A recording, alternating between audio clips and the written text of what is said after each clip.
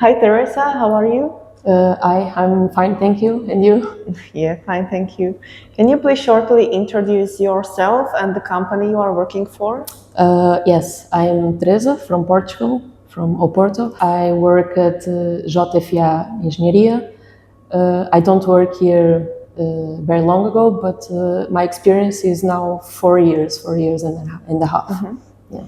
And do you use IDEA StatiCa in your daily work? Yes, I use for about a year, so not long ago, but since I use it, it's all I want to. Yeah.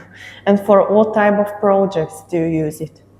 I start using for projects. I work a lot in industry structure, so I start using it for that kind of project. Yeah, it's very helpful because it's a lot of steel connections, and it was very helpful and very short time consuming.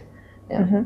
And what is the feature you like the most about IDEA StatiCa? I think it's very user friendly, and that helps a lot with like I said, the time consuming and the visualization of the image and the still profiles and the connections, and it helps while you are doing it to see it. Yeah.